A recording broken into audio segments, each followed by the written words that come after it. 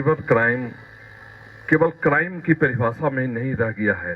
मैं समझता हूं ये साइबर युद्ध के रूप में आ रहा है, यह साइबर आतंकवाद के रूप में आ रहा है, यह इस बुरी तरह से हमारे अंदर घुस रहा है कि लाइलाज हो जाए, इसमें कोई दो मत नहीं।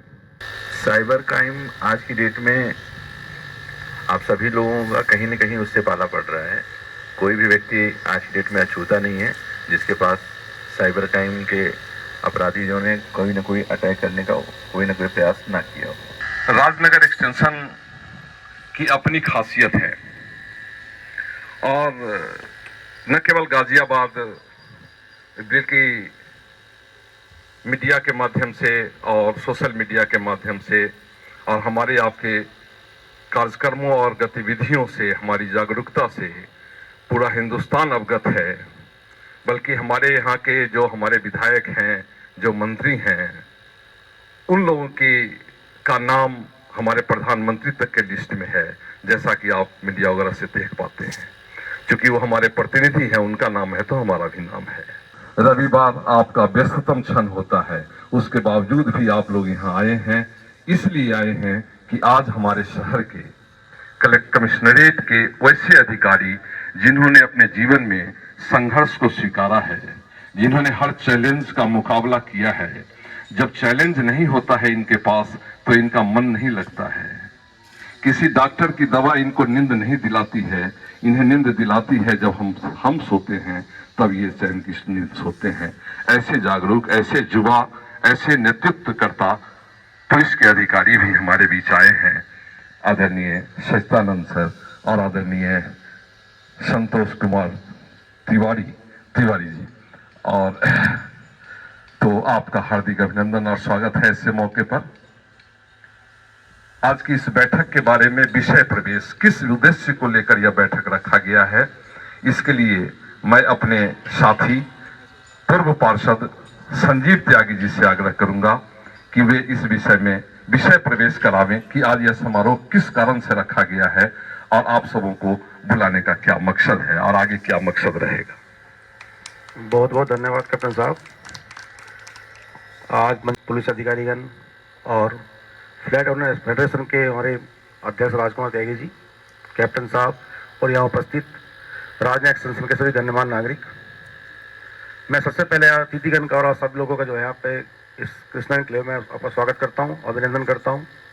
और आप लोगों ने टाइम दिया उसके लिए भी आप लोगों का जो है मैं धन्यवाद करता हूँ, क्योंकि संडे का दिन है, सभी लोग व्यस्त होते हैं, काम होते हैं। जहाँ तक विषय की बात है तो विषय की जानकारी आपको है, जो आजकल साइबर क्राइम जो बहुत बड़े स्तर पर चल रहा है, पूरे माफिया, साइबर माफिया आज डेट में जो है कॉल सेंटर बना के लोगों को ठग रहे हैं। अभी एक पूरा एक ग्रुप मैं टीवी पे देख रहा था, पकड़ा गया 75-76 लोगों का। तो उसी के लिए जागरूक करने के लिए जगह जगह सेमिनार और पुलिस अधिकारी लोगों को जो है जागरूक करने का जो प्रयास कर रहे हैं, इनका तो प्रयास ये भी सराहनीय है और इनका भी मैं आभार व्यक्त करता हूँ कि इस तरह का जो हमारे प्रोग्राम हमें दिया, हम लोगों को जागरूक करने के लिए आज यहाँ उपस्थित हुए हैं। तो यही विषय है और इसी विषय को हम जो है सभी लोग जो है ध्यानपूर्वक हम सुनेंगे, इनकी बात सुनेंगे और उसको अपने जीवन में हम जो है उतारेंगे कि क्या क्या समस्याएं जो है साइबर को लेकर जो आ रही हैं। और हम सब लोग भी अपनी जो बातें हैं, जो हम लोगों ने हमारे पास जैसे फोन्स या फोन कॉल्स आती हैं, तो हम वो बातें भी आप लोगों से शेयर करेंगे। तो इसी विषय के लिए आज हम लोग बैठे हैं और मैं कैप्टन साहब से आग्रह करूंगा तो कार्यक्रम को आगे बढ़ें। धन्यवाद। साइबर क्राइम केवल क्राइम की परिभाषा में नहीं रह गया है। मैं समझता हूं ये साइबर युद्ध के रूप में आ रहा है, यह साइबर आतंकवाद के रूप में आ रहा है, यह इस बुरी तरह से हमारे अंदर घुस रहा है कि लाइलाज हो जाए, इसमें कोई दो मत नहीं। और यह लाइलाज हो, इसके पहले हम इसका इलाज ढूंढे। आज हम इसी विषय पर मंथन और चिंतन करेंगे। आदरणीय ध्रुव नारायण सिंह जी साइबर क्राइम से जुड़े हुए हैं। आग्रह करना चाहूंगा कि आदरणीय तिवारी साहब दो शब्द कहें ऐसे मौके पर, और इसके बाद जो हमारे आज के मुख्य अतिथि और मुख्य वक्ता है सच्चिदानंद साहब एडीसीपी साइबर क्राइम, वो पूरा विस्तार से हमारी बात करेंगे। फिर आपके कुछ सवाल होंगे तो सवाल जवाब का भी क्रम चलेगा और फिर आगे का कार्यक्रम चलेगा। इसके पहले मैं फेडरेशन के अधिकारियों से आग्रह करूंगा कि हमारे अतिथियों का स्वागत एक एक ये फूल का पौधा देकर करें। डॉक्टर नीतिका शुक्ला हमारी महिला प्रकोष्ठ की प्रमुख हैं। डॉक्टर ललित गुप्ता हमारे वाइस प्रेसिडेंट हैं। आपने डॉक्टर राजीव श्रीवास्तव जी हमारे संरक्षक, और आप भी रहें, आप भी आ जाएं जी। तिवारी साहब की कर्मठता को मैंने देखा इनके ऑफिस में जब मैं गया था। इतनी व्यस्तता के बावजूद भी आपने हमारा जो सम्मान अपने ऑफिस में किया, हम शुक्रगुजार हैं आपके। ध्रुव नारायण सिंह जी साइबर क्राइम से जुड़े हुए हैं, आप इनको ये एक छोटी सी भेंट यादगार के लिए। आदरणीय एडिशनल डीसीपी क्राइम साहब और यहाँ उपस्थित सभी सम्मानित नागरिकों, साइबर क्राइम आज की डेट में आप सभी लोगों का कहीं न कहीं उससे पाला पड़ रहा है। कोई भी व्यक्ति आज की डेट में अछूता नहीं है जिसके पास साइबर क्राइम के अपराधियों ने कोई ना कोई अटैक करने का कोई ना कोई प्रयास ना किया हो। एक बहुत ही सामान्य प्रक्रिया है। जैसे हम लोग जीवन में अपने आगे बढ़ते गए, इकोनॉमिक्स चेंज होता गया, कार्य प्रणाली चेंज होती गई, जीवन पद्धति चेंज होती गई, मोबाइल आया हम लोग के जीवन में, इंटरनेट आया। आप सभी लोग उस दुनिया को भी देखे हैं जब कुछ भी नहीं होता, लैंडलाइन से कॉल करते थे, और आज की दुनिया है कि आपके पास मोबाइल है तो फिर कुछ भी और लेके चलने की जरूरत नहीं है, सब कुछ आपका उसी में है। तो ये जितनी सुविधाएं हम लोग को जीवन में मिली हैं, इसका जो साइड इफेक्ट है वो कोविड के बाद आना ज़्यादा शुरू हुआ है। उसके पहले तो कम था, लेकिन उसके बाद से ज़्यादा आना शुरू हुआ है। तो आपको इन सुविधाओं से इतर आप जीवन की कल्पना आज की डेट में नहीं कर सकते कि हम इनसे सारी सुविधाओं को छोड़ दें और हम अपने पुराने वाले टाइम में चले जाएं, वैसे ही रहें, तो वो संभव नहीं है। तो आपको अपने इस जो सुविधाएं हैं इसको सतर्कता से, सजगता से इसका उपयोग करके अपने जीवन को सुगम बनाना है, ना कि इससे घबराना है। और आपको ये सुधार करना पड़ेगा, ये आपकी मजबूरी भी है, जरूरत भी है। आज की डेट में जिसके साथ छोटा मोटा साइबर क्राइम हो जा रहा है वो तो सजग हो जा रहा है, और वो उसके बाद उस चीज़ों के बारे में, अवेयरनेस के बारे में वो जानने लगता है, उस सब चीज़ों को पढ़ने लगता है, सीखने लगता है। लेकिन जिसके साथ नहीं हो रहा, वो सोचता है कि मैं तो दुनिया का एक अलग अजूबा हूँ, मेरे साथ तो ये हो ही नहीं सकता, मैं सबसे काबिल आदमी हूँ, ये आदमी मान के चलता है। और ये हर व्यक्ति के साथ हो सकता है। साइबर फ्रॉडस्टर जो भी हैं अपराधी, वो हर व्यक्ति के लिए अलग अलग स्ट्रेटजी है उनके पास, हर व्यक्ति के लिए। अगर आप पढ़े लिखे हैं तो आपके लिए अलग है, आप कम पढ़े लिखे हैं तो आपके लिए अलग है, आप घर में अकेले रहते हैं तो आपके लिए अलग है, परिवार साथ रहते हैं तो अलग है। हर व्यक्ति को वो अलग अलग तरीके से टारगेट कर रहे हैं। इतना वास्ट है ये कि इसके बारे में आपको खुद से सजग होके नई नई चीजों को अवेयर होना पड़ेगा। ये कोई ऐसा कोई कोविड का टीका नहीं है कि आपको बूस्टर डोज लगा दिया और आप जो है अवेयर हो गए। तो सबसे पहले आपको जो करना है वो ये है कि आप सोशल मीडिया से लेके किसी भी चीज से जो आप जुड़े हुए हैं, इसमें उन लोगों से ही दोस्ती करें जिन्हें आप फिजिकल दुनिया में जानते हैं। वर्चुअल दुनिया से आप उस पर ट्रस्ट मत करिए। हमारे बगल में जो रहता है उसके बारे में जानना, उसके बारे में समझना हमें काफी टाइम लगता है, लेकिन एक आदमी हाय भेजता है व्हाट्सएप पे और 2 दिन 3 दिन के अंदर में आप उससे इतनी इंटीमेसी हो जाती है जैसी कोई सीमा नहीं। तो वर्चुअल चीजों से आप थोड़ी सी सजगता से रहिए। जो भी आपको दिखाई दे रहा है वो चीज आप समझिए ये सब छला हुआ है। आप अपने सोशल मीडिया की लाइफ में उन्हीं लोगों से जुड़िए जिनको आप फिजिकली जानते हैं, उनसे जुड़िए। प्रोफाइल अपनी प्राइवेसी इसकी सेट करके रखिए। लाइक्स के चक्कर में मत पड़िए। सोशल मीडिया के थ्रू आज की डेट में बहुत लोग पैसे अर्न कर रहे हैं, आप भी करिए, बट उसकी फिर अलग एक प्रोफाइल बना लीजिए। उसमें आप पब्लिक प्लेटफॉर्म के लिए रखिए, आप उसमें खूब अपना रील बनाइए, सब कुछ करिए, लेकिन जो आपकी अपने पर्सनल लाइफ की जो चीजें हैं उसको शेयर करते समय आप ध्यान रखिए कि वो किसी भी अनजान व्यक्ति के साथ में आप शेयर ना करें, ये सब चीजें ना करें। दूसरी चीज आपका आता है मोबाइल पे। आप सभी मोबाइल यूज करते हैं, इन मोबाइल के थ्रू बैंकिंग भी होती है। आप जो ज्यादा एज के हो सकता है वो बैंकिंग ना यूज कर रहे हो, लेकिन आपका मोबाइल नंबर बैंकिंग खाते से जुड़ा हुआ है। ओटीपी आपका आता है, ओटीपी के थ्रू आपके पैसे निकलते हैं। इतनी सिक्योरिटी बैंक वालों ने की है कि बिना ओटीपी के कोई ट्रांजेक्शन ना हो पाए ऑनलाइन। अब आपके मोबाइल का एक्सेस अगर किसी के पास चला गया फिर तो वो ओटीपी उसके पास चला गया। तो अब यही सब छोटी छोटी चीजें हैं, एकदम बेसिक चीजें हैं जिनसे आप साइबर अपराध से बच सकते हैं। नंबर एक कि आपके मोबाइल का ओटीपी किसी और के पास ना जाए। ओटीपी जाएगा कैसे किसी के पास? जब आपका वो मोबाइल हैक करेगा।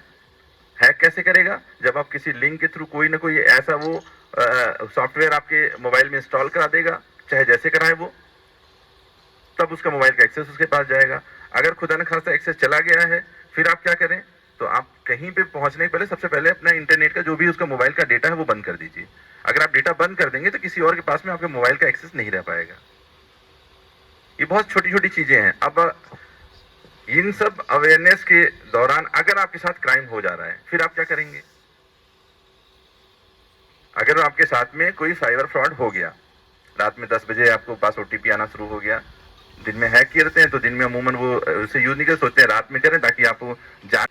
अब अचानक ऑल ऑफ सडन आपको पता चलता है कि आपके साथ साइबर फ्रॉड हो गया है। अब आप क्या करेंगे? आपको समझ में नहीं आता क्या करें। आप थाने जाते हैं, थाने पे हर थानों पे आज की डेट में एक साइबर सेल का गठन हो रखा है। पूरे उत्तर प्रदेश के हर थाने पे एक साइबर सेल का गठन है और हर जिले में एक साइबर थाना बना हुआ है।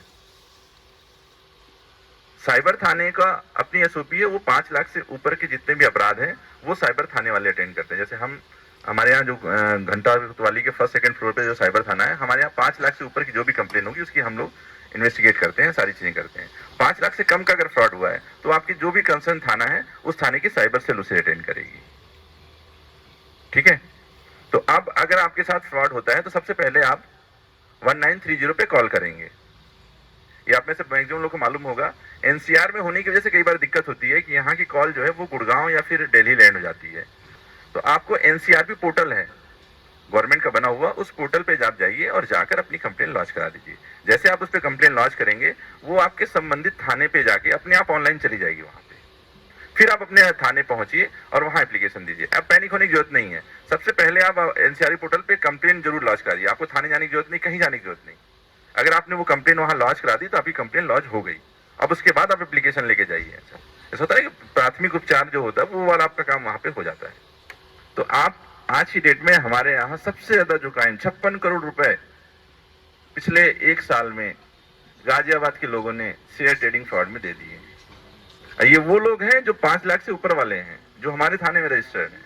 इसके अलावा जो थानों पे 5 लाख से जैसे अगर आपका 4,80,000 90,000 भी है तो आप हमारी परिधि से बाहर हो गए, आप थाने चले जाओगे, तो वो उनका रिकॉर्ड तो अलग है। उसको भी अगर आप जोड़ लोगे तो सोचो 60-70 लाख करोड़ रुपए आपके गाजियाबाद के शेयर ट्रेडिंग फ्रॉड में चले गए। और ये उन लोगों के पैसे हैं जो लोगों ने जिंदगी भर अपनी मेहनत करके और उसके बाद जो पैसा बचा था वो पैसा है। ये उन लोगों के पैसे हैं जिनकी पूरी आह निकल गई है इस पैसे जाने से। और हम लोगों ने सर के नेतृत्व में इतना प्रयास किया और प्रयास करके लगभग अभी तक हम लोगों ने 20% 25% का हमारा रिफंड रेशो चल रहा है और हमने लगभग 20 करोड़ के आसपास हम लोगों ने लोगों के रिफंड भी कराए हैं। ये बहुत ही लंबी कहानी है और ये आप लोगों को बस इतने ही साइबर दोस्त के नाम से एक हम लोग का I4C का चैनल है, उसमें बहुत सारे वीडियोस आते रहते हैं। आप लोग इंस्टा पे और एक्स पे उससे आप वो करिए और सारी चीज करिए। धन्यवाद जी। बहुत बहुत धन्यवाद सर। ही नहीं रह गया है केवल यह, हम सबों का दायित्व बनता है कि इससे कैसे बचें। अंतर्राष्ट्रीय स्तर तक, राष्ट्रीय स्तर तक, सीमा के पार, सीमा के इस पार उस पार, सब जगह एक नेटवर्क बना हुआ है, जाल बना हुआ है जिसको तोड़ना हर व्यक्ति का कर्तव्य है। और पढ़े लिखे लोगों का, जो समाज से जुड़े लोग हैं, उन लोगों का तो ज्यादा भी है। मैं बड़े आदर के साथ सचिदानंद साहब को बुलाऊंगा। फ्लैट ओनर फेडरेशन इस तरह के सामाजिक कार्यक्रमों में लगातार जुड़ा रहता है और जैसे ही वॉलंटियर्स एसोसिएशन के माध्यम से हमें पता लगा कि आपका ये साइबर सेल का जागरूकता अभियान चल रहा है, हमने आप तक अप्रोच किया और आपने बिना किसी नानुकर का बहुमूल्य समय में से, बेहतर समय में से हमारे लिए समय दिया। हम आपका पुनः स्वागत करते हैं और आपके विचार सुनकर हम जरूर फायदा उठाएंगे, समाज को फायदा होगा। सर्वप्रथम मैं RWA मेंबर्स के जो भी अध्यक्ष हैं त्यागी जी और जो लोग भी पदाधिकारी हैं, मैं सबको धन्यवाद दूंगा। इस तरह की साइबर अवेयरनेस की क्लास जो है मैं लगातार पिछले 1.25 साल से जो है जब से मैं नियुक्त हुआ हूँ कर रहा हूँ। क्योंकि मैं इसके पहले साइबर हेडक्वार्टर पे लखनऊ में पोस्ट था, तो वहाँ से हम लोग रेंज पे जो 18 साइबर थाने थे उसको हम लोग कोऑर्डिनेट करते थे। अभी आज के डेट में बताऊँ, पिछले 9 महीने में जब से साइबर थाना खुला है, टोटल 349 FIR लिखी जा चुकी है, जो 5 लाख से ऊपर के प्रकरण है, और 40 से 45 लोग की टीम यहाँ पे काम कर रही है। इसलिए ये जागरूकता अभियान हम लोग इसीलिए चला रहे हैं कि इस जो अभियान को जो है आपको आगे बढ़ाना है, और मेरा प्रयास यही है कि जितना लोग जागरूक रहेंगे उतना अच्छा रहेगा, क्योंकि आपका पैसा है, लेकिन साथ साथ ये आपका भी दायित्व है कि कम से कम किसी भी लालच में ना पड़े और साइबर के जो भी अपराध हो रहे हैं उसके बारे में अवेयर रहें। अभी एक साइबर दोस्त आपकी टीम आई थी मुझे इनवाइट करने के लिए ऑफिस में, तो मैंने कहा था कि साइबर दोस्त चैनल एक है मिनिस्ट्री ऑफ होम अफेयर्स का। कितने लोगों को जानकारी है यहाँ पर साइबर दोस्त चैनल के बारे में? कितने लोग फॉलो कर रहे हैं? क्योंकि जितने साइबर अपराध जो मोडस ऑपरेंडी है वो आप 1 घंटे में नहीं समझ सकते हैं। सभी लोग अपना व्हाट्सएप मोबाइल खोलें, व्हाट्सएप की स्क्रीन जो खुल रही है, और नीचे देखिए स्टेटस के पास अपडेट लिखा होगा। सभी लोग खोलिए, जिसके पास भी जो लोग भी व्हाट्सएप यूज करते हैं सभी लोग खोलिए। नीचे अपडेट का बिंदु होगा, अपडेट। कितने लोग को दिख गया अपडेट? अब अपडेट को क्लिक करिए,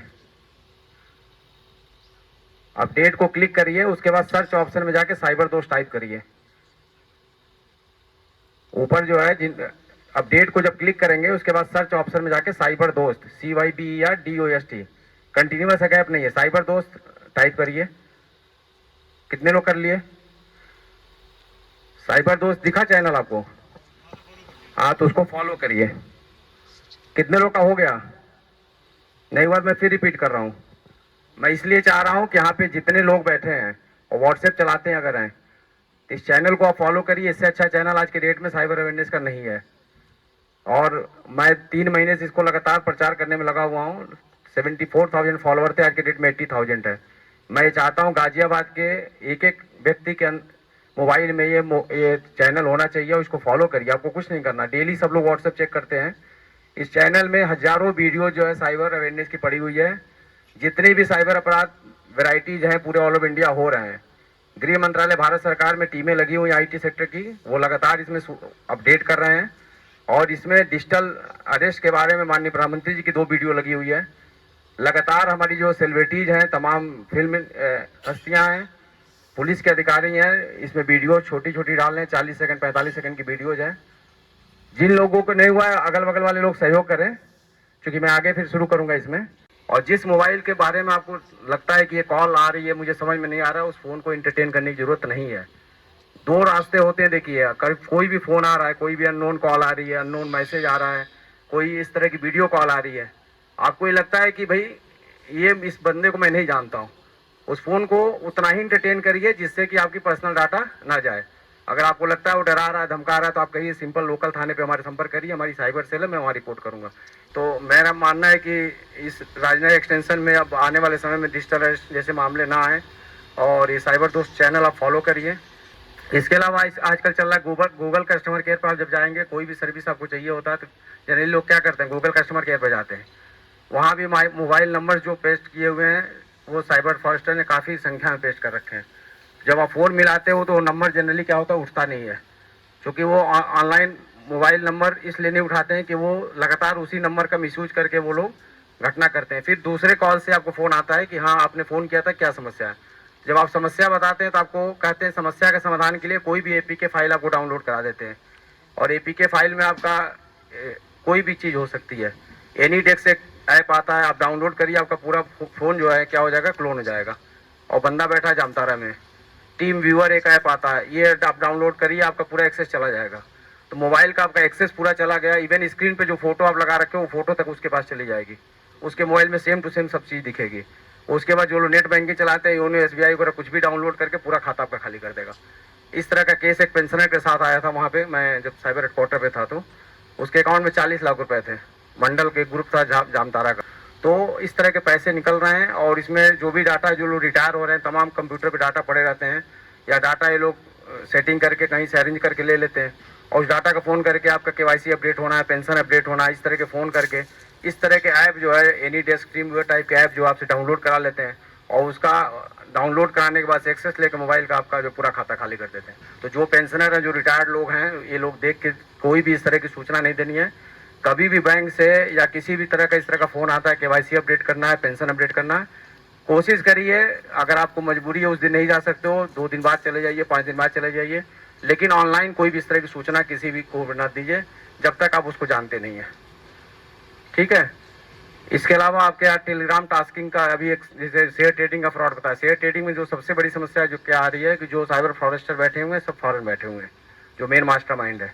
तो जो खाता धारक हम लोग पकड़ते हैं, लेकिन उनसे जो है रिकवरी का बहुत चांसेस बहुत कम रहता है, मतलब मिनिमम चांसेस। तो इस तरह शेयर ट्रेडिंग के फ्रॉड में बिल्कुल भी जो लोग नहीं जानते हैं ऑनलाइन शेयर ट्रेडिंग बिल्कुल करना बंद कर दें। अननेसरी पैसा जो बचा हुआ है वो भी चला जाएगा। इसके अलावा जो है तमाम और भी फ्रॉड चल रहे हैं इस समय, डेटिंग ऐप के चल रहे हैं। अभी एक लेटेस्ट में भी एक फ्रॉड आया था क्रेडिट कार्ड का, उसने बोला कि लाइफ टाइम फ्री आपको जो क्रेडिट कार्ड जो हम दे देंगे, 18 लाख का फ्रॉड है। और उसके बाद से उसने एक APK फाइल भेजी PNB की और इन्होंने डाउनलोड किया। उसके बाद से फिर कहा कि वो कार्ड आपका जो है डिजिटली तैयार हो गया है और ग्रीन पिन आया होगा, पिन बता दीजिए। जो OTP था OTP इन्होंने बताया और 4 बार ट्रांजेक्शन में 18 लाख रुपए उनके निकल गए। तो मोडस ऑपरेंडी में आपको बता रहा हूँ, कोई लिमिट नहीं है किस तरह का फ्रॉड हो सकता है आपके साथ। टेलीग्राम टास्किंग में क्या होता है, घर बैठे पैसे कमाएं, गूगल रिव्यू करिए, पैसे कमाइए, ठीक है। तो गूगल रिव्यू के नाम पे आपसे जो है पता चलेगा, शुरू में आपको 500-700 रुपये वो देते हैं। उसके बाद प्रीपेड टास्क के नाम पे विभिन्न अकाउंट्स में पैसे मंगाते हैं। उसके बाद आपको एक लिंक भेजेंगे, कहेंगे इस ऐप को डाउनलोड करिए और इसमें टास्क जो देते हैं आप करते हैं। उसके बाद से आपका दिखाते हैं पैसा बढ़ रहा है, रियल में पैसा वो बढ़ता नहीं है। जिस लिंक को भेज के वो उन्होंने ऐप डाउनलोड कराया वो मैलिशियस है और वो सारा पैसा जो बढ़ रहा है कंट्रोलिंग उसकी उनके पास है।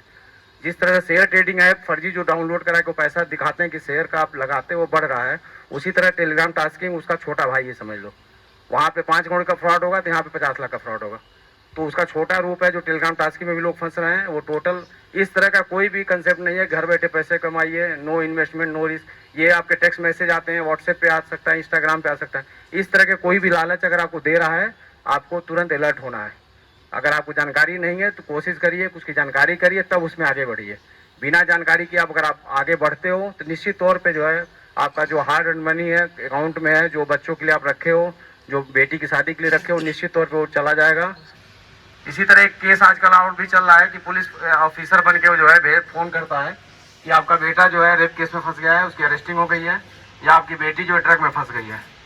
और उसमें क्या होता है कि जो सोशल साइट्स पे, सोशल मीडिया पे आप अपना वीडियो और व्हाट्सएप और सारी चीज़ें डालते हैं, वहाँ से आर्टिफिशियल इंटेलिजेंस का प्रयोग करके बच्चे की आवाज़ भी आपको सुनाते हैं, बैकग्राउंड में दिखाते नहीं, सुनाते हैं। इसमें भी छोटे मोटे जैसे 40,000, 50,000, 20,000 जैसा भी लोगों की कैपेसिटी है, इस तरह के फ्रॉड हो रहे हैं। इसमें भी लोग पैसे दे देते हैं, तब फ़ोन करते हैं बेटा मेरा कहाँ है, बेटी मेरी कहाँ है। तो ऐसे फ़ोन जब भी आते हैं, इस तरह का कोई कंसेप्ट नहीं है कि पुलिस जो है आपको फ़ोन करके बताती है बेटा आपका ट्रक में फंस गया है। फ़ोन कट करिए। अगर वो सही भी ऑफिसर, एक बार 1% मान लीजिए सही भी ऑफिसर, तो क्या फ़र्क पड़ना है, लोकल थाने में आप संपर्क कर लीजिएगा। फ़ोन कट करिए और फ़ोन आप दोबारा मिलाइए, देखिए फ़ोन उठेगा ही नहीं वो। तो अगर जहाँ भी आपको नहीं समझ में आता, सबसे अच्छा टेक्निक है फ़ोन को तुरंत कट कर दीजिए। इसके अलावा एक फ्रॉड और हो रहा है, हमको नहीं लगता कि यहाँ पे कितने लोगों के साथ हुआ है या नहीं हुआ है, लेकिन लगातार ये भी मेवात का गैंग लगातार कर रहा है, एक सेक्सटॉर्शन का। कुछ सुना है सेक्सटॉर्शन फ्रॉड? देखिए अंकल जो है पीछे उठा रहे हैं हाथ। और मैं इसको बता दूं, जो लोग भी फेसबुक चलाते हैं, फेसबुक पे क्या होता है, फ्रेंड रिक्वेस्ट आती है, तो आप देखते हो एक सुंदर लड़की की फोटो लगी हुई है और क्या करते हो, एक्सेप्ट कर लेते हो, होता है। तो ये 18 साल से लेके आप मान के चलो 70 साल के लोग जो है, बुजुर्ग जो है, फंस रहे हैं इसमें। और टोटल फ्रॉड है, 18-20 सेकंड की वीडियो बनाती हैं वो, और उसके बाद से आपका ब्लैकमेलिंग शुरू हो जाता है। फ्रॉड होता कैसे मैं बता दे रहा हूँ। आप जब भी फेसबुक जो लोग चलाते हैं, उसमें फ्रेंड रिक्वेस्ट आती है, अच्छी फोटो आपने देखा और क्लिक कर दिया कि चलो एक्सेप्ट कर लिया। उसके बाद उसमें मैसेंजर का ऑप्शन होता है फेसबुक पे, जो लोग भी चलाते हैं। उसके बाद वहाँ से वो लड़की जो है चैटिंग शुरू कर देगी, और चैटिंग करते हुए आपसे जितनी भी आपके सोशल जो आप मीडिया यूज करते हो, ट्विटर और बाकी फेसबुक और इंस्टाग्राम, वो सारा डिटेल आपसे ले लेती है। और लेने के बाद से क्या होता है, फिर फ़ोन जो है एक दिन रात में जब 11 बजे लगभग आप लगेगा, आप खाना वाना खा लिए, सोने के टाइम हो गया है, तो रात में वीडियो कॉल आएगी। और वीडियो कॉल आने के बाद से वो लड़की क्या होगी, उसी मोबाइल में जहाँ से नेट ऑन करते हो वहाँ से स्क्रीन रिकॉर्डर ऑन करके वो आपको वीडियो कॉल में न्यूड होना शुरू होगी, जो अपने कपड़े उतारना शुरू करेगी और आपको भी मोटिवेट करेगी कि आप भी कपड़े उतारिए। तो आपने कुछ हरकत किया या नहीं किया ये नहीं पता, लेकिन उसके बाद से वो आपका 20 सेकंड का वीडियो जो है, उसी एक ही लगेगा, एक ही वीडियो रिकॉर्ड हो जाती है। उसके बाद फ़ोन क्या होता है, कट जाता है। फ़ोन कटने के बाद से फिर अगले दिन से ब्लैकमेलिंग शुरू हो जाती है कि मैं यूट्यूब से बोल रहा हूँ, ये जो वीडियो है ये मैं आपके सोशल मीडिया पे सभी डाल दूंगी, आपके बीवी बच्चे हैं, आपके पोते हैं, आपकी बेटियां हैं, आपको लगेगा कि यार मेरा सामाजिक जो है प्रतिष्ठा ही दांव पे लग गई है। तो इसमें क्या होता है, लोग जो एक तो रिपोर्टिंग नहीं करते हैं, FIR नहीं दर्ज कराते हैं सोशल स्टिग्मा के कारण, प्लस जो लोग FIR लिखवाते हैं तो इसमें थोड़ा सा टीडियस होता है काम करना भी, और इसमें लोग सुसाइड तक कर चुके हैं। मतलब जो हाईएस्ट केस अभी तक मेरे पास आया सोनभद्र का था, मैं जब वहाँ साइबर हेडक्वार्टर पे था, 1,10,00,000 रुपए का। उनको ये पता चल गया कि इस तरह करने से, क्योंकि डाटा वो कंपनियों से ले लेते हैं, एयरटेल के, वोडाफोन से, और एक नंबर लाइन से फ़ोन करते हैं, 100 लोग को फ़ोन करते हैं, मान के चलिए 15 से 20 लोग जरूर फंस जाते हैं, और वो करोड़ों की उगाही डेली कर रहे हैं आज के डेट में। उस तरह का हमारे यहाँ केस रजिस्टर्ड एक ही है अभी हमारे साइबर थाने पे, बाकी थानों का मुझे मतलब ये नहीं कितने केसेज हैं, लेकिन इस तरह के केसेज डेली आ रहे हैं और डेली वो नॉक कर रहे हैं। इस तरह के वीडियोज में, इस तरह के फ्रेंड रिक्वेस्ट में आपको नहीं फंसना है, ना चैटिंग करनी है, और इस तरह के अगर समस्याओं में आप फंसते हैं तो पैसा नहीं देना है। अगर हो गया, ब्लैकमेलिंग शुरू हो गई, अगर आप मान लीजिए गलती से कभी फंस भी गए तो पैसा नहीं देना है, और आपको संबंधित थाने के साइबर सेल में या साइबर थाने पे तत्काल कंप्लेन करनी है। इसके अलावा 1930 जो साइबर फाइनेंशियल हेल्पलाइन नंबर है 1930, इस पर आप एनी टाइम कॉल कर सकते हैं जब भी फाइनेंशियल फ्रॉड होता है। इसके अलावा national cyber crime reporting portal पे जो ऑनलाइन कंप्लेन है, ये जो लोग साइबर दोस्त चैनल फॉलो करेंगे, इसमें नीचे सब में आएगा, जितनी वीडियोज बनी हुई हैं सब में नीचे आ रहा है कि आपको 1930 फोन करना है या किस पोर्टल पे आपको कंप्लेन करना है। पोर्टल पे मैं पोर्टल की व्यवस्था बता दूं, जो ही आप NCRP पोर्टल पे कंप्लेन करते हैं तो इसका जो संबंधित बैंक होते हैं उनके नोडल से कनेक्टेड है ये, तो ऑनलाइन कंप्लेन करते संबंधित बैंक के नोडल को सूचना चली जाती है, और उसके बाद क्या होता है कि आपके अगर खाते से फ्रॉड हुआ, पैसा निकल के फ्रॉडस्टर के खाते में गया, तो वो खाता क्या होता है, होल्ड कर दिया जाता है, सीज कर दिया जाता है। उसके बाद से क्या होता है कि फिर हमारे पास जब सूचना आती है कि हाँ ये खाता सीज हो गया है, फिर उसके बाद से आप माननीय न्यायालय से आदेश करा के हम लोग क्या होता है पैसा जो है रिफंड करा देते हैं। तो जब भी अगर इस तरह का फ्रॉड, मैं तो आपसे अपेक्षा ही करता हूँ कि आपके साथ फ्रॉड ना हो, अगर हो जाता है तो कोशिश करिए जितना जल्दी, मैक्सिमम 24 घंटे के अंदर अगर आप कंप्लेन कर देते हैं तो ज़्यादा चांसेस है कि आपका पैसा बच जाएगा। और इसी तरह हम लोगों ने अभी तक जो है 18 से 20 करोड़ रुपए हम लोग अब तक वापस करा चुके हैं, और अगर आपका इसी तरह सहयोग रहेगा तो मुझे लगता है कि आने वाले समय में हम लोग जो है साइबर अपराधों से अपने को बचा भी पाएंगे, और साइबर जागरूकता बढ़ाते जाएगी, जितना बढ़ाएंगे बचा भी पाएंगे, प्लस जो हमारा हार्ड अर्न मनी है, जो गाजियाबाद का पैसा है, वो कहीं और स्टेट में जा रहा है, किसी देश के बाहर जा रहा है, तो ये हमारे देश के लिए भी एक खतरे का विषय है। तो इसमें हम सबको बहुत जागरूक रहना है, ये केवल पुलिस का ही दायित्व तो नहीं है, हम सबका दायित्व है। जैसे कोविड के टाइम में सब लोग 20 सेकंड हाथ धो रहे थे, जो सबको एक एक पता था, तो ये जन अभियान चलाने की जरूरत है। मैं अपने लेवल में बताऊं, मैं लगातार प्रयास कर रहा हूं, हमारी टीम इतनी व्यस्त रहती है, उसके बाद भी हम लोग समय निकाल के कर रहे हैं अवेयरनेस, और मुझे लगता है कि आपके थोड़े से एफर्ट से जो है इस अभियान को हम लोग काफ़ी बृहद रूप दे पाएंगे। धन्यवाद, जय हिंद। साइबर क्राइम हो या किसी भी तरह का क्राइम हो, पुलिस प्रशासन ने हमारे आपके लिए एक व्यवस्था, तो आपने देखा ADCP साहब ने कहा कि एक साइबर दोस्त, तो ये सब लोग ऐप करें और दूसरे को भी, अपने घर में भी बच्चों को, बहुओं को, सबको बताएं कि सब साइबर दोस्त के साथ जुड़ जाएं। एक और हमारा दोस्त है वॉलंटियर डिजिटल फोर्स, जो हमारे बीच रहकर हमारे लिए काम करता है। सच कहें तो ये सेमिनार का आयोजन वॉलंटियर्स डिजिटल फोर्स के इनिशिएशन से ही हुआ है। Nishant Shekhar Gupta, SPO, special police officer digital force के, रात दिन राजनगर एक्सटेंशन में हम सबके संपर्क में रहते हुए एक ऐसी टीम बनाए हुए हैं जो आपके लिए एनी टाइम तैयार है।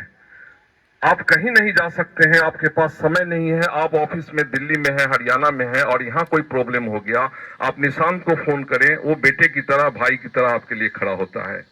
आज भी वो खड़ा हो रहा है हमारे बीच आकर के। निशांत जी, 2 शब्द ऐसे मौके पर आप आए, अपने अनुभव, अपनी बात कहें।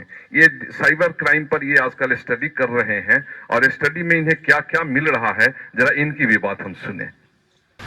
आज इस आयोजन में उपस्थित आदरणीय ADCP crime sir, SHO cyber cell sir, साथ में ही हमारे फेडरेशन के अध्यक्ष राजकुमार त्यागी जी, आदरणीय संजीव त्यागी जी उपार्षद, साथ ही गोपाल सर। आपको देख के ऐसा लगता है कि ऊर्जा जो है ना वो सेम मेरे जैसी है। आज इस प्रोग्राम को इस स्तर पर करवाने का अगर सबसे बड़ा श्रेय किसी को जाता है वो कैप्टन गोपाल सर को जाता है। बहुत ही वरिष्ठ ऊर्जावान इस फेडरेशन के सदस्य हैं महामंत्री के रूप में।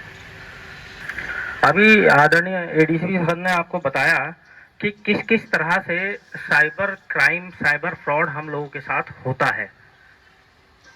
हम लोगों के साथ साइबर फ्रॉड हो जाता है और हमारे मन में सबसे बड़ी व्यथा आती है कि सरकार इसको रोकती क्यों नहीं, ये सब क्यों होता है, आखिर हो क्यों रहा है, इसको रोका क्यों नहीं जा सकता। जबकि शायद हम लोगों को जानकारी ना हो कि अब से भी लगभग 6 साल पहले I4C Indian cyber crime coordination centre बनाकर सरकार लगातार इस साइबर क्राइम को रोकने का प्रयास कर रही है। साइबर दोस्त जैसा एक जागरूकता हैंडल जो लगातार डेली कम से कम 4-5 पोस्ट आप लोगों के बीच में डालता है, व्हाट्सएप अपडेट्स देता है, फेसबुक अपडेट्स देता है, इंस्टाग्राम अपडेट्स देता है। लेकिन उसके बाद भी आज अगर आप रिकॉर्ड उठाकर देखें तो डेली ना जाने कितने सारे साइबर फ्रॉड लोगों के साथ होते हैं।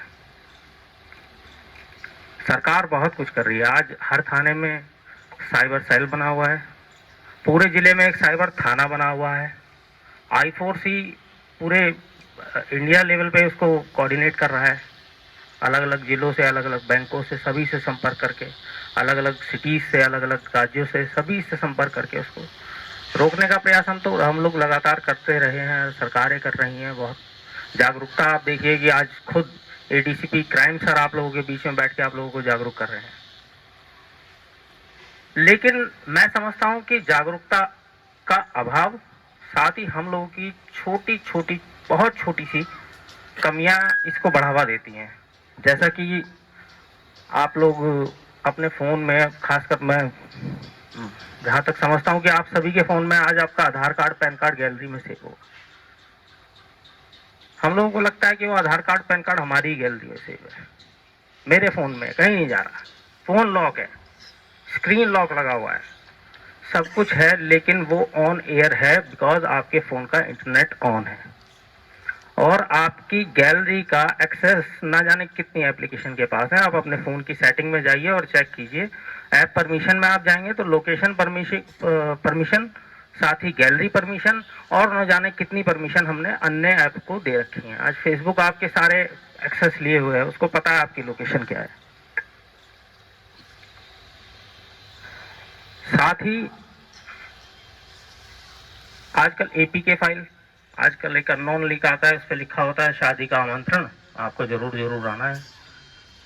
अब उसको खोलने की बड़ी जल्दी रहती है, भाई किसकी शादी है। अब उस देखने की जल्दी में हम लगातार उस एप्लीकेशन को खोलते हैं और जितनी परमिशन आपसे मांग रहा है लगातार आप दे रहे हैं उसको okay okay okay okay okay, क्योंकि आपको खोलना है शादी का कार्ड और सारी परमिशन आपने दे दी। अब वो शादी का कार्ड खुला नहीं, वो आपके फोन में एक एप्लीकेशन बन गया जिसका नाम है कैलकुलेटर, जिसका यूज आपको बहुत कम पड़ता है। वो आपके फोन में डबल कैलकुलेटर हो गए, आप तो उसको कैलकुलेटर की नजर से देख रहे हो, लेकिन वो एप्लीकेशन लगातार आपके सारे एक्सेस ले रही है। आप क्या अपने फोन में कर रहे हैं, क्या गैलरी में सेव हो रहा है, क्या SMS आ रहा है। अभी मैंने एक फ्रॉड देखा कि एक पर्सन को एक फोन आया, बनारस किसके पास है, गैलरी का एक्सेस किसके पास है, इसको देखना। आप फोटो कॉपी कराने गए, फोटो कॉपी करानी है आधार कार्ड की, अब वो कहता है कि सर व्हाट्सएप कर दीजिए, क्या आप आधार कार्ड देंगे, मैं मशीन में लगाऊंगा, मैं तुरंत प्रिंट निकाल दूंगा, आप अपना मुझे भेज दीजिए व्हाट्सएप नंबर पे। आपने अपना आधार कार्ड उसको व्हाट्सएप कर दिया, अब उस आधार कार्ड से वो क्या कर रहा है आगे आपको नहीं मालूम। आप पैन कार्ड अपना दे दिया। आजकल बैंक अकाउंट खुलना कितना आसान हो गया, पैन कार्ड, आधार कार्ड चाहिए, डिजिटल बैंक अकाउंट खुल जाता है। लगभग 2 लाख रुपए की ट्रांजेक्शन उसमें कोई भी कर सकता है और ये मनी म्यूल की तरह यूज होता है। आज आप सिम कार्ड देखते हैं, रोड के कोने पे एक छतरी लगा के खड़ा है, वो सिम कार्ड बेच रहा है। उसके पास आप गए, आपने एक सिम कार्ड खरीदा, उसको अपने डॉक्यूमेंट दिए, आपको तो दिया उसने एक सिम और आपके डॉक्यूमेंट से बनाए ना जाने कितने सिम, और वो आगे बेचे गए। तो मनी म्यूल कभी मत बनिए, अपने डॉक्यूमेंट्स को बहुत सेफ रखिए, अपने फ़ोन की परमिशंस को बहुत ध्यान में रखिए। और भी बहुत सारी ऐसी चीज़ें हैं जिनके बारे में बहुत लंबा मैं आपको बहुत ज़्यादा खींचना नहीं चाहता, लेकिन साइबर हाइजीन इसको हम लोग बोलते हैं।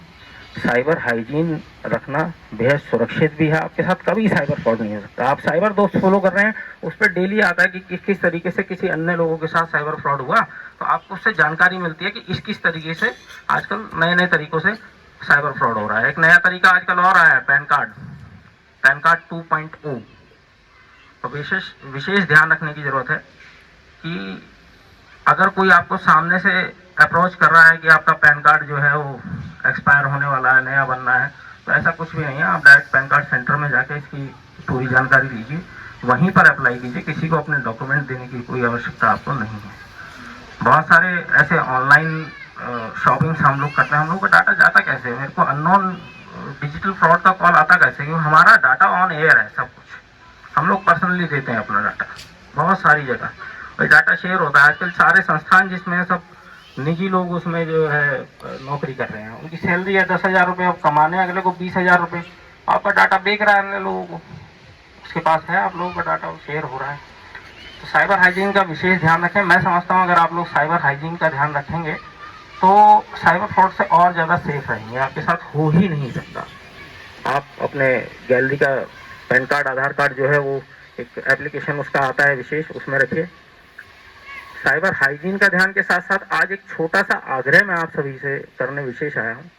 मैंने देखा आजकल पेरेंट्स जो हैं वो अपने बच्चों को डिजिटल डिवाइस से दूर रखने के लिए उनको अलग अलग तरह के tuitions, dance classes, music classes और अन्य किसी चीज़ को करवाने में ज़्यादा इंटरेस्ट रखते हैं कि बच्चा जो है वो डाइवर्टेड रहे, उसको डिजिटल स्क्रीन की तरफ या डिजिटल डिवाइस की तरफ ना जाए।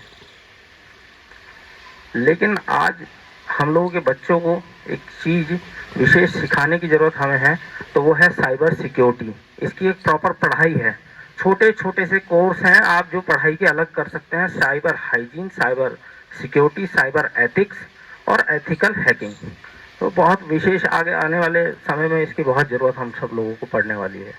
तो मैं आप लोगों से निवेदन करूंगा कि आप इसमें बच्चों में जागरूकता दें कि वो इस चीज़ को पढ़ने में अपना इंटरेस्ट दिखाएं। और डांस क्लासेस में उसका इंटरेस्ट है या नहीं है, हम लोग तो उसको भेज रहे हैं। उसका इंटरेस्ट अगर डिजिटल डिवाइस में है तो उसको साइबर सिक्योरिटी, साइबर एथिक्स पढ़ाएं। ये आने वाले समय में बहुत महत्वपूर्ण होगा। मैं बहुत ज़्यादा समय आप लोगों का नहीं लूँगा, काफ़ी समय हो भी चुका है ऑलरेडी। तो मैं अपनी बात को आज यहीं ख़त्म करता हूँ। बाकी कभी आगे मौका मिलेगा तो मैं ज़रूर आपके साथ और अन्य जानकारी शेयर करूँगा। धन्यवाद, बहुत बहुत धन्यवाद।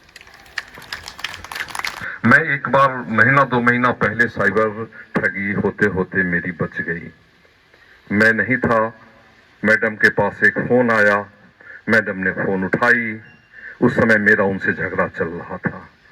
उसने ओटीपी मांगा, मैडम ने ओटीपी दे दिया। दूसरे दिन हमारा सलाह हो गया। मैडम बोली, जानते हैं जी, कल एक तो फ़ोन आया था और ओटीपी मांगा तो हमने दे दिया। बोली, तू तो बेरा गर्क कर दी। बोली, क्यों बेरा गर्क कर दी? मैंने आपका थोड़े दिया था, 4 नंबर का था, मैं अपने हिस्से का 2 नंबर दे दिया। 2 नंबर दिया ही नहीं। कभी कभी झगड़ा भी काम कर जाता है, लेकिन इसका मतलब नहीं कि आप झगड़ते रहे। तो बहुत अच्छी बात है। Flat owner federation Rajnagar extension Ghaziabad क्या क्या कर रहा है समाज में, उस पर निगाह डालते हुए आज के वक्तव्य को, समारोह को हम अध्यक्षीय भाषण के लिए राजकुमार त्यागी जी को बुलाना चाहूंगा। बहुत बहुत धन्यवाद कैप्टन साहब। आज हमारे बीच में आदरणीय डीसीपी श्री सच्चिदानंद जी उपस्थित हुए और आपको बहुत महत्वपूर्ण, और साथ में आदरणीय संतोष तिवारी जी जो एसएचओ है साइबर क्राइम थाने के, तो ध्रुव नारायण सिंह हमारे साइबर सेल से वो भी उपस्थित है, और अपने डीवीएफ नंदग्राम से अपने निशान जी, और हमारे जो क्षेत्र के पूर्व पार्षद हैं श्री संजीव त्यागी जी, और यहाँ उपस्थित जो आज के कार्यक्रम की जो रूपरेखा बनाने वाली बहुत दूर खड़ी है हमारी बहन डॉक्टर नीतिका जी, इन्हें सबका धन्यवाद है। और आपका तो धन्यवाद है आप दोनों का कि आपने अपने बहुत ही कीमती समय में से, जो महत्वपूर्ण है हमारे समाज के लिए, हमारे देश के लिए, उस समय में से निकालकर और हमें जागरूक करने के लिए आप यहाँ तक आए। आपका बहुत बहुत एक बार धन्यवाद है। और जितने भी सोसाइटी से लोग हैं, सभी सोसाइटी का सबका नाम लेना संभव नहीं है क्योंकि समय की थोड़ी बाध्यता है क्योंकि हमारे अधिकारी गण हैं, इनको और बहुत सारे काम होते हैं। तो मैं एक बार आपका पुनः सबका धन्यवाद करता हूं, और किसी का नाम छूट गया है तो उसके लिए क्षमा प्रार्थी हूं। और आज हमारे फेडरेशन के जो चेयरमैन साहब हैं कर्नल तेजेंद्र पाल जी, जो वीर चक्र है, वो आज संयोग से उनका कार्यक्रम संभल में लगा हुआ है सर। और जितने भी हमारी गाजियाबाद की फेडरेशन है उसमें 6 जोन में बांटा हुआ है, जिसमें एक जोन हमारा राजनगर एक्सटेंशन है जिसको हम रिप्रेजेंट करते हैं। बाकी कर्नल साहब से बात करके बाकी 5 जोन में आपकी अवेयरनेस का इसी तरह से कार्यक्रम हम ऑर्गेनाइज कराएंगे। आप देश की सेवा कर रहे हैं, उसमें हमारा कुछ छोटा मोटा गिलहरी जैसा सहयोग अगर हो जाएगा तो हम अपने आप को धन्य महसूस करेंगे। एक बार पुनः आप सभी का धन्यवाद करते हुए आज की सभा को यही समाप्त की तरफ ले जाते हैं। जय हिंद, जय भारत, वंदे मातरम। आदरणीय एडीसीपी साहब ने अपना बहुमूल्य समय दिया है, इसके लिए फेडरेशन के संरक्षक और वरिष्ठ नागरिक प्रकोष्ठ के प्रमुख शरद सिंह जी, आप एडीसीपी साहब को ये एक मेमेंटो।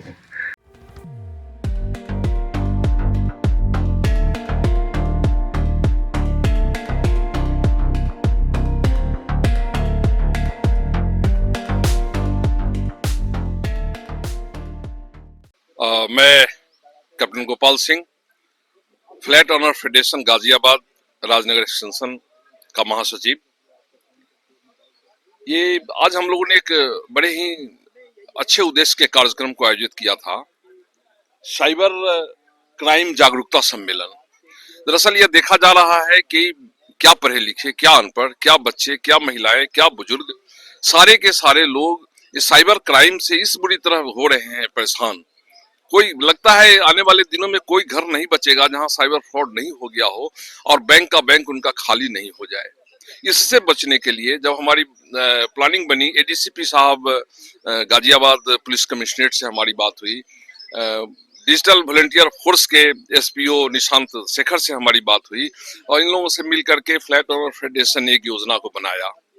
और आज सैकड़ों की संख्या में राजनगर एक्सटेंशन के प्रबुद्ध वर्गों की एक टोली, जिसमें सभी तरह के महिलाएं भी, वरिष्ठ नागरिक भी, युवा भी, सब आए, और सबने इस चीज को महसूस किया है कि सचमुच इसके लिए जागरूकता ही एक कारण है, और यदि हम जागरूक हैं तो साइबर ठगी से हम बच सकते हैं, और जागरूक रहने की जरूरत है। धन्यवाद। मैं डॉक्टर निधिका शुक्ला, फेडरेशन से, फ्लैट ऑनर फेडरेशन से प्रमुख महिला प्रकोष्ठ। आज हमने इस कार्यक्रम को इसलिए कराया है जिससे सब अवेयर हुए और सब लोग जो है ठगी का एक वो ना बने। तो हम लोगों ने इसको इस कार्य को करने के लिए बहुत ज्यादा सबको अवेयर करवाया है। बड़े बड़े लोगों को हमने बुलाया है जो इस अपनी ही फील्ड में चैंपियन है। तो मैं चाहती हूँ कि सभी लोग जो है आपकी जो वीडियो है उसको भी सुने, और जिससे जो भी हम लोगों ने आज इस चीज को बताया है तो सब उसको समझें। इवन मैं भी एक उसका शिकार हो चुकी थी, लेकिन मतलब हो नहीं पाई थी, थोड़ा थोड़ा रह गई थी। यहाँ तक कि OLX में भी आजकल ये फ्रॉड चल रहा है। कोई भी ऐसा फील्ड नहीं है जहाँ पे फ्रॉड का शिकार कोई ना हो रहा हो। धन्यवाद। मैं डॉक्टर ललित कुमार गुप्ता, स्टार रामेश्वरम से, फ्लैट ओनर फेडरेशन की तरफ से ये आज ऑर्गेनाइज किया गया। मोस्टली हमने ये देखा है आजकल साइबर क्राइम में सीनियर सिटीजन बहुत ज़्यादा ससेप्टिबल हो रहे हैं, तो उनको अवेयरनेस करने के लिए कि आगे वो या उनके रिश्तेदार या उनके बच्चे कोई इसमें शिकार ना बने, उसका ये उद्देश्य है। और हाँ, आज हमको काफ़ी जानकारियाँ मिली, और वो हम कोशिश करेंगे हमारे जितने भी संपर्क में और सोसाइटियों में सब में ये फैले, जिससे कि ज़्यादा से ज़्यादा लोग अवेयर हो जाएं और साइबर क्राइम से बच सकें। ईश्वर के साथ धन्यवाद। नमस्कार, मैं अरुण शुक्ला, संयुक्त सचिव फ्लैट ओनर्स फेडरेशन। मैं गुलमोहर गार्डन में रहता हूँ। ये प्रोग्राम बहुत अच्छे टाइम पे और सबका सम्मिलित लेते हुए, सहयोग लेते हुए ये कार्यक्रम हुआ है, और इस कार्यक्रम के माध्यम से गृहिणियों, सीनियर सिटीजन्स, बच्चों और सबको जागरूक करने की कोशिश की गई है कि जो भी इस टाइप के ठगी या धोखाधड़ी के जो फोन कॉल्स आते हैं या मैसेजेस आते हैं या लिंक्स आते हैं उनको क्लिक न किया जाए। पहले देखिए, सोचिए, समझिए। अगर आपको लग रहा है कि इसकी जरूरत नहीं थी, ये क्यों आया है मेरे पास में, तो आप उसको तुरंत डिलीट कर दीजिए, अपने पास रखिए भी नहीं, क्योंकि हो सकता है कि कभी गलती से उस पर क्लिक हो जाए, या कभी हो सकता है कि बच्चे भी गेम खेलने के चक्कर में कोई लिंक्स क्लिक कर देते हैं, तो इस तरीके से ये धोखाधड़ी हो सकती है। और आगे चलते हुए हमें सतर्क रहना है और इन सब चीजों को ध्यान रखते हुए, और आगे जो नई नई चीजें आती जाएंगी वो साइबर दोस्त जो हैंडल है उसके थ्रू गवर्नमेंट और बाकी जो दूरदर्शन मीडिया वगैरह है उस पर भी आते रहते हैं, तो उसको देखते रहें और अपने आप को सचेत करते रहें। धन्यवाद, नमस्कार। मैं डॉक्टर दर्शन अग्रवाल अजनारा एनटीकेटी से। I am entrepreneur and social activist. मैं बहुत सारे एनजीओ भी रन करती हूँ। मैं ज़्यादातर उन महिलाओं को संदेश देना चाहती हूँ कि जो लोग आजकल आत्मनिर्भर बनी हुई हैं और बहुत सारी चीज़ों से लिंक होती हैं, बहुत सारी चीज़ों की बिजनेस करने के बाद में उनको लिंक पे ट्राई करना पड़ता है, लेकिन फिर भी मैं चाहती हूँ कि वो लोग थोड़ा सेफली लिंक करें, क्योंकि आजकल हमारे यहाँ पे क्राइम बहुत ज़्यादा बढ़ रहा है। क्योंकि जब भी हम किसी लिंक पे करते हैं तो हमसे वो पैन कार्ड या आधार कार्ड से अटैच होता है, और आजकल सब बैंकों के अंदर वो अटैच है। तो मैं खासतौर से महिलाएं जो कि आत्मनिर्भर हैं, जो अपना कोई काम कर रही हैं, उन लोगों को अवेयरनेस करना चाहती हूँ कि वो थोड़ा ध्यान से किसी भी लिंक को दबाएं। और मेरी भी कोशिश है कि मैं राजनगर एक्सटेंशन के अंदर महिलाओं का पूरा एक सेमिनार करके उन सब लोगों को प्रेरित करना चाहूंगी कि वो लोग इस क्राइम में नहीं फंसे। Thank you.